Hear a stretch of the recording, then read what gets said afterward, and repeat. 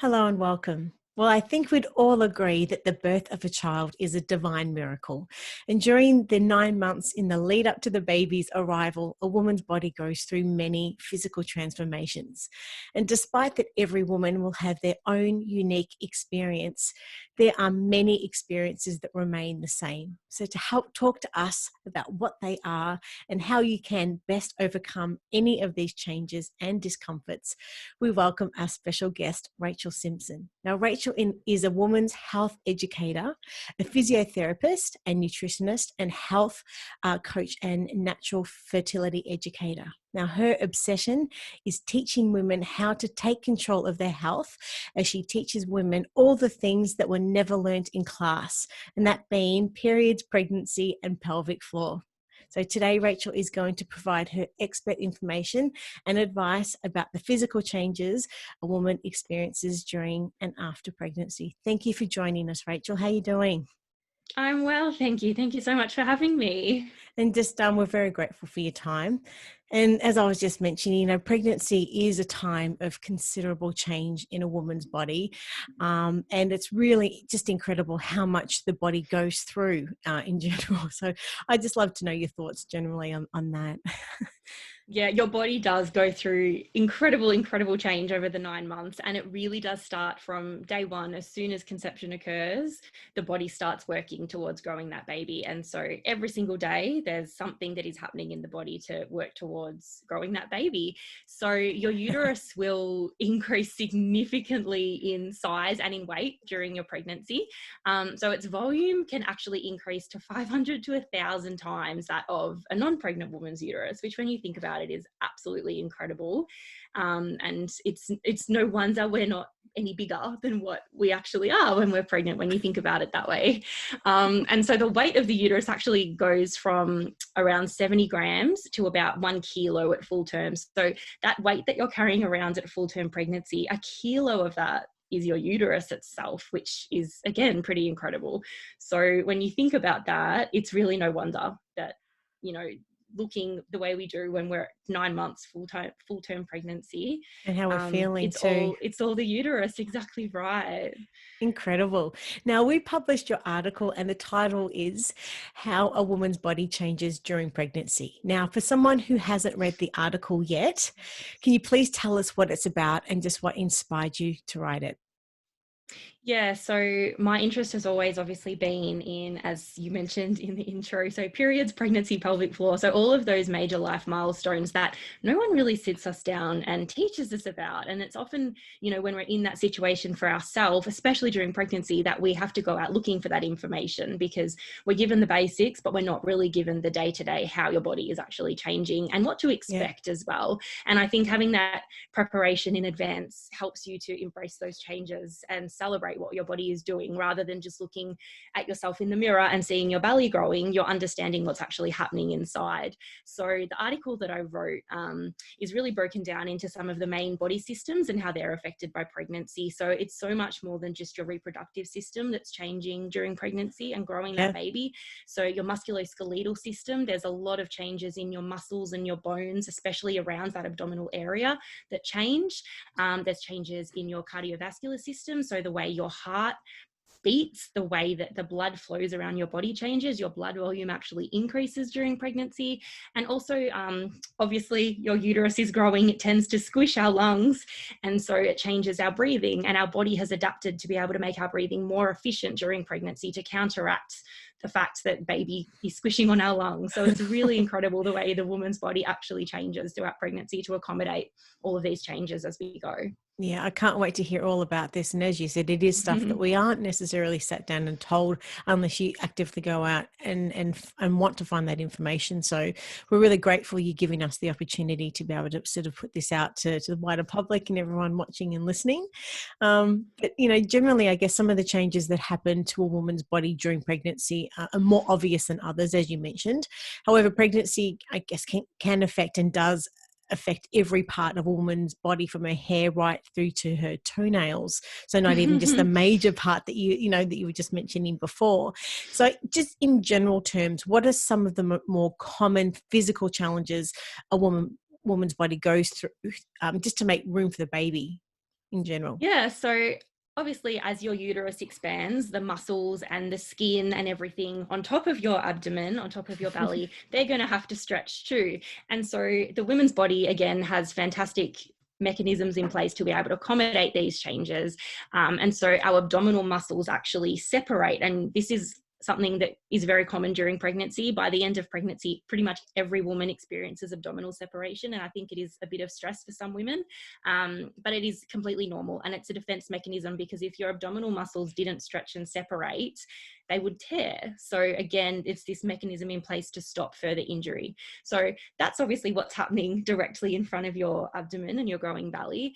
And then there's also changes with the rest of the body as well. So the shape of your breasts will change. They'll grow to prepare for milk production. And it can be as early as sort of 16 weeks of pregnancy where your body starts to produce milk in preparation for breastfeeding, which again is incredible. When you think 16 weeks pregnant, that's, early in the second trimester. That's not far into it at all. And it's these changes, the growing abdomen that starts to grow outside of your pelvis instead of just out. You obviously start to grow, and then the changes in your breast, that obviously changes your posture as well, and that has a huge effect on the rest of your body, because your body adjusts to these postural changes to change the way our bodies are held against gravity, to ultimately keep our balance and keep us standing upright and functioning and walking as best we can. It's just incredible, really incredible. So look, what I'm hearing overall, and tell me if this is right. So the uterus increases significantly in size and weight during pregnancy. You said up to 500 to 1,000 times the size of a non-pregnant woman's uterus. That's incredible. Mm-hmm. It increases in weight. You mentioned earlier from 70 grams to about a kilogram in full term, which, as you've just mentioned, can cause muscles and skin around the abdomen to stretch as the uterus expands. And this causes weakness and separation of the abdominal muscles. And also the hip and pelvic bones separate and widen, of course, for the birth canal in preparation for the labor, as well as the growing breasts. Crazy, isn't it? Absolutely. Really... So when you think about the birth canal and where the baby's coming out of, and the size of a newborn baby's head and shoulders, things have to shift to accommodate that. So yeah, your hip bones, your pelvis bones, they actually separate to widen the birth canal. And that's why a lot of women experience lower back pain and pelvic pain during pregnancy as well, because those joints have effectively softened so that they can separate to allow baby to eventually be born. Now, weight gain in pregnant women increases the workload on the body from any physical activity, and this additional weight and gravity slow down, I guess, the circulation and blood and bodily fluids, particularly, I guess, in the lower limbs as well. And as a result, I understand, pregnant women retain fluid, and we all know they experience swelling, the face and limbs. And so we know and understand, I guess, some of the major sort of changes that occur in pregnancy include increased weight, growing breasts, and the uterus shifts, as you mentioned before. But that being said, what are some of the musculoskeletal changes that women experience in pregnancy, and how do they affect a woman's posture and just that center of gravity as well? Yeah. So I think it's important to start with the weight gain aspect. So it's very normal to gain anywhere between 10 and 15 kilos during pregnancy. So I think as women grow and they watch their bodies change and they, watch the number on the scale get bigger and bigger and bigger, they tend to panic and they think that something's, oh, I'm getting so fat, I'm gaining too much weight. But I think ultimately you need to acknowledge that this amount of weight gain is normal and it's for a reason. So we build up our fat deposits. And again, that prepares us for breastfeeding, that protects the baby. Our body is doing these things for a reason. It's not necessarily that, you need to exercise harder or eat less food and things like that. You need to really embrace that this is normal. Yes. And so I just wanted to start with the weight gain before we kept going with the musculoskeletal changes, because obviously that all has a big effect. So if you think about that 10 to 15 kilo weight gain, even if you weren't pregnant and you gained 10 to 15 kilos, that's going to have a big effect on your body and your joints. And so it is the same in pregnancy, and in pregnancy as well, your joints are quite vulnerable because of the hormones that are circulating through their body. And as I said, the way that your joints tend to soften and the bones widen around the hips and the pelvis to prepare for birth. So the main changes that occur in the musculoskeletal system during pregnancy are a result of the softening of those soft tissues and the joints, and that allows for movement to allow baby to be born, but also it allows for more movement at the joints as well. And all of these changes are caused by your pregnancy hormones, which are obviously really high in early pregnancy and also in later pregnancy when you're preparing for labor as well. So if your joints and your ligaments and your soft tissues are all softening, then everything is a little bit less supported than what it would be otherwise. And so this can put us at risk of injury. And it can also put us at risk of these aches and pains that are really common during pregnancy. So ultimately, this can all be attributed to the pregnancy hormones, as I said, and in particular, progesterone. So there's a hormone called relaxin that's forever and a day. It's always all of these changes have always been attributed to relaxin, but there's no actual research to suggest that this hormone actually exists. This is something that's just fallen into, Interesting. we've all just assumed that this is what causes it. But when you dive into the research, there's actually very little.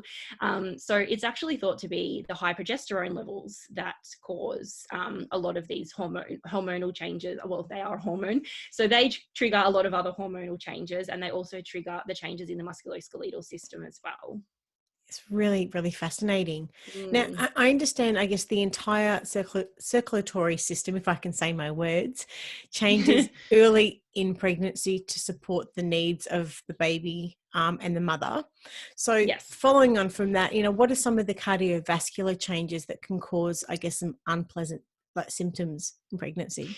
Yeah, so the circulatory system can change for as early as 4 weeks, 4 or 5 weeks. That's really early, hey? Pregnancy. And that's, before a lot of women actually realize that they're pregnant. So some women don't realize that they're pregnant until more that 6-week mark. So when you think about it, these changes are happening, often without us knowing.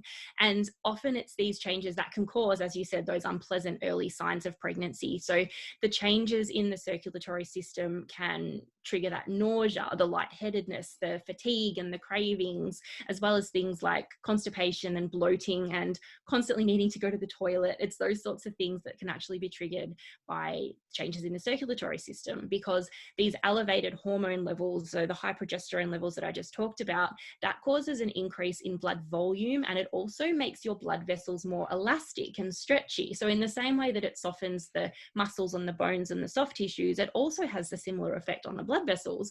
And so this means that there is less blood that is actually being pumped out by the heart and into the body, but there's more blood in the body because it's supporting pregnancy. So this phenomenon is known as underfill.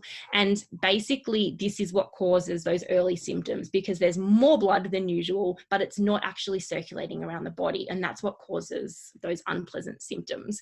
And your body eventually adjusts to this, and over time it adapts to these cardiovascular changes. But because they're occurring so early on and quite suddenly, it takes time for our body to adapt. And that's why your common morning sickness, nausea, those sorts of symptoms often resolve around the end of the first trimester, because that's by the time your body has actually started to adapt to these changes.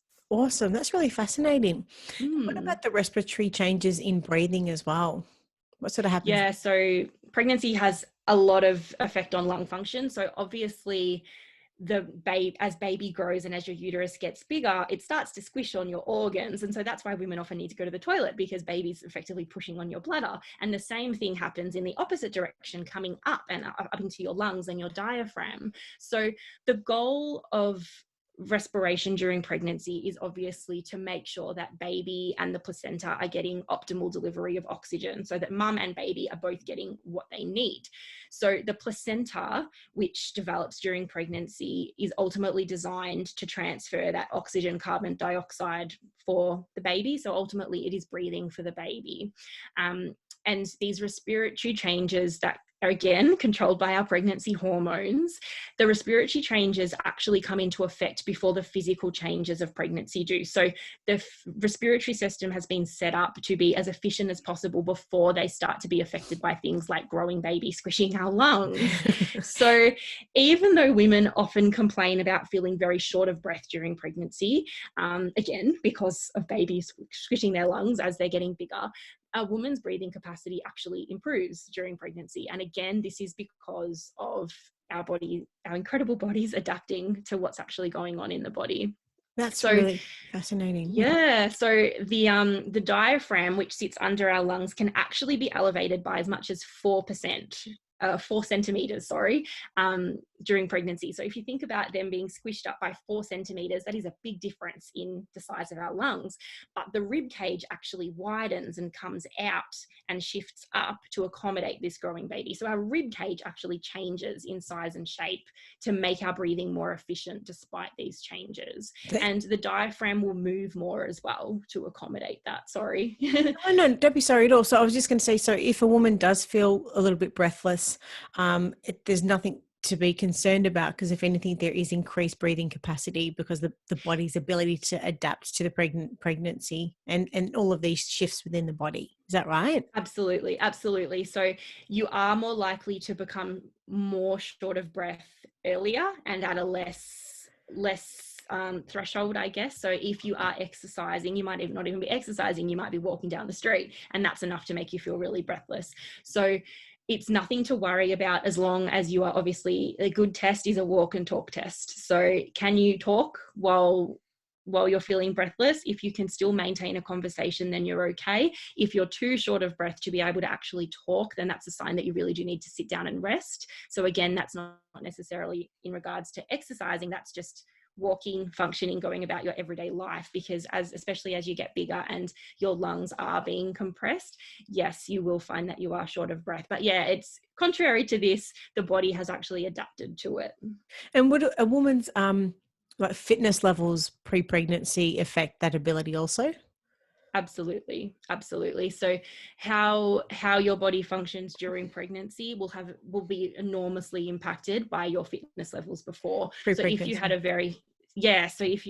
very sedentary lifestyle beforehand and you didn't do much exercise, there's a really good chance that you will feel that pregnancy is quite difficult and exhausting, more so than for someone who was previously quite fit and active. And it's all coming back to that sort of physical activity tolerance to begin with, and First how your place. body is able to adapt. Yeah, that's awesome. Thank you for letting us know that. And I wanted to ask you about, or ask you a question. What is lumbar lordosis? And I guess, is there a way to overcome the pain and like just discomfort that it can actually give us? Yeah, so lumbar lordosis is, so when we talk about lumbar, we're talking about your lumbar spine. So that's your Mm-hmm. lower back. Mm-hmm. And the lordosis is the natural curve of the lower back. So if you think about the spine, it's not straight up and down. So Mm-hmm. our upper back and our neck tends to be rounded one way, and then our lower back tends to curve inwards, like an inward C shape.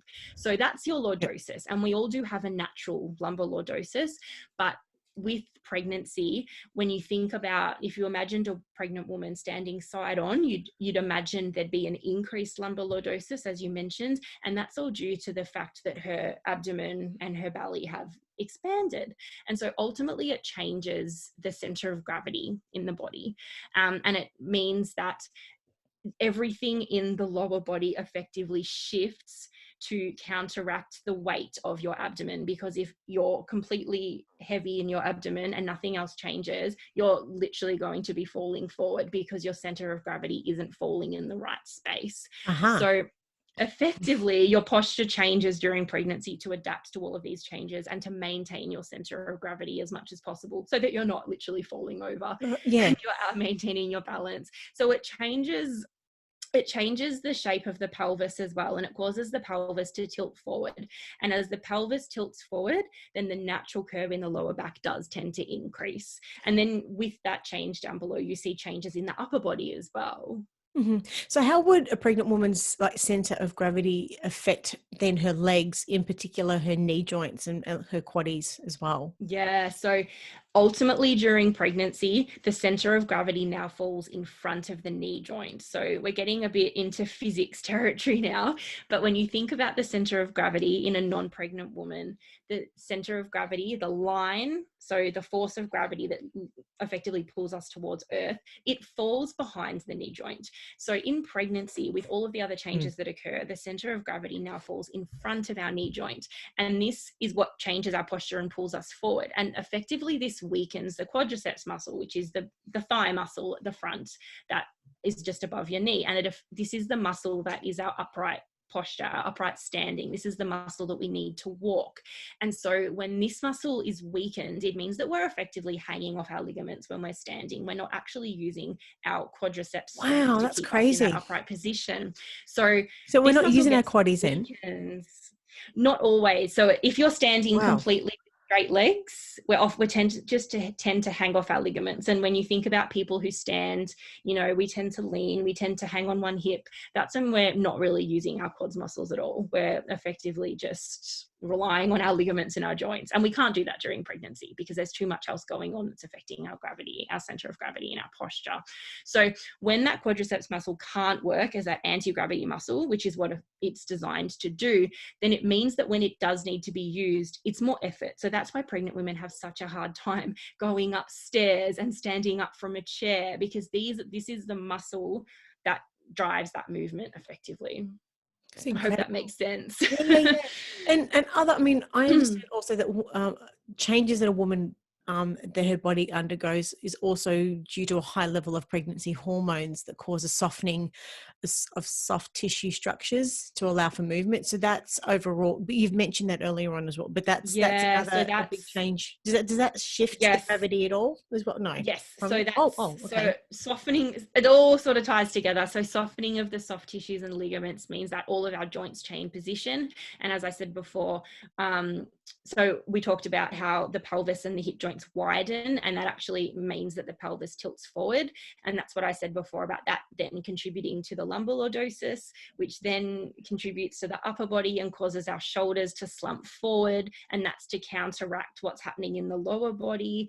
And then that can effectively lead to back pain. So even the slightest While change of, the body is miraculously building another human growing a being. human. Exactly right. So it's really no wonder when you think about it in this much detail, it's any wonder that we're all still walking around and functioning during that 9 months, because the body is going through an awful lot at that one time. And even that smallest change in posture then just leads to a chain reaction. It's a domino effect. You change one area and the biomechanics of every other part of your body will change.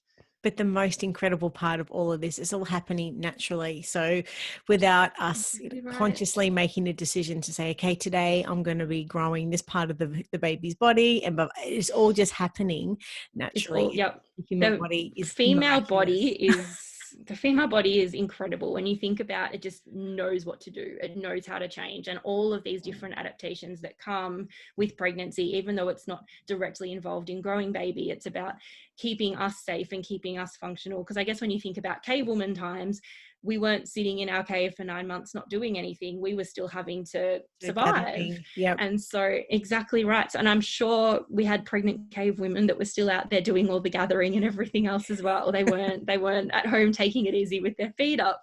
So I think it's just the way that the body adapts to all of these things to keep us as functional for as long as possible, ultimately until we go into labor. It's incredible when you think about it. Really fascinating. So, and earlier you mentioned the word, now how do I pronounce it? Progesterone.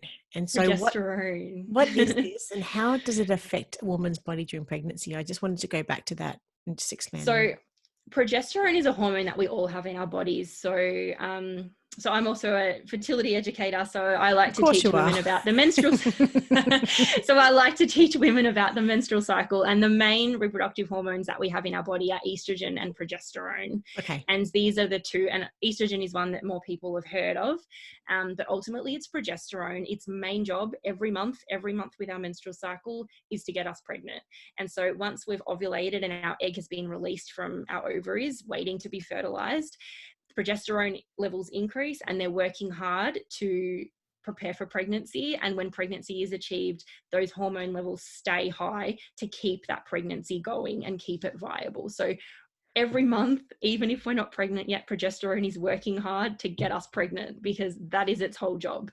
And so as soon as pregnancy occurs, progesterone is the hormone that wants that pregnancy to keep going. And so these high levels play a huge role in every part of our body to prepare our body for the changes that we need. So directly affecting, the lining of our uterus where the egg effectively implants, but also affecting, as we've talked about, your muscles and your joints and your bones, everything to try and prepare for pregnancy, prepare for labor, and get our body in absolute perfect condition for it all to happen. Incredible.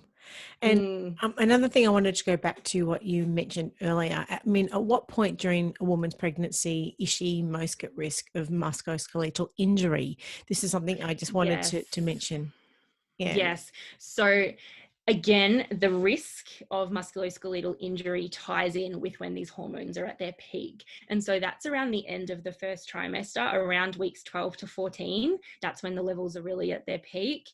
And that's when our joints and our soft tissues are more vulnerable to injury. So if you are exercising during pregnancy, that's when you are really at risk. And so that's why a really good warm up, a really good cool down, and really monitoring how you're feeling during your exercise is so important.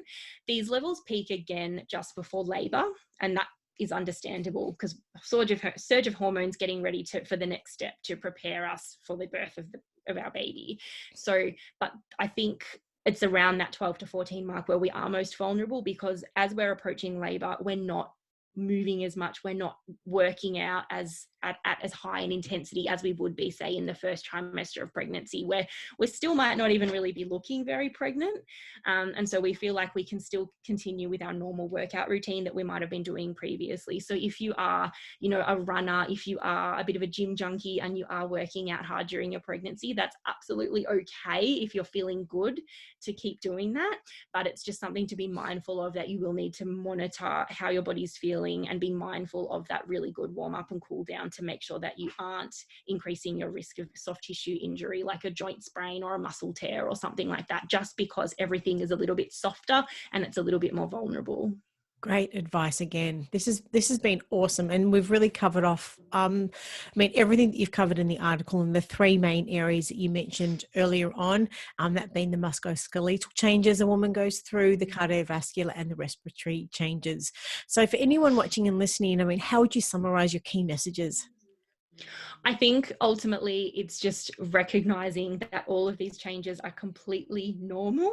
Even the weight gain that we talked about, it is normal. The female body knows what it's doing, and it's doing all of these things for a reason. And it is a little bit of a chain reaction where one thing happens and that triggers something else.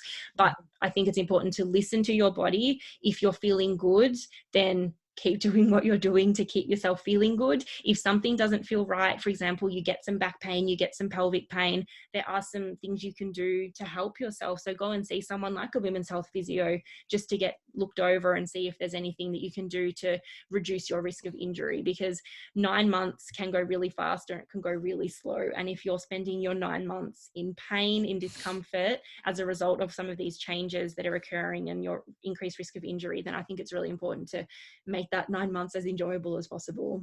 Absolutely. Now, if anyone's got any questions for you after watching and listening to this, whereabouts can they find you? Yeah, so send me a DM on Instagram is probably the easiest way to get in touch with me. So I'm at Mana Women's Wellness, so MANA. You can also head over to my website, manawomenswellness.com. I've got a few freebies on there as well about nutrition and exercise during pregnancy that you can check out, that will dive a little bit deeper into some of the things that we've talked about today as well. Fantastic. And we'll make sure we'll have all those links and handles in the show notes. But thank you so much for your time today, Rachel, and look forward to our next chat, hopefully in the next few weeks. Until then, take care. Thank you. Stay safe. Thank you so much for having me. Yes, you too. Bye, Rach. Bye. Bye.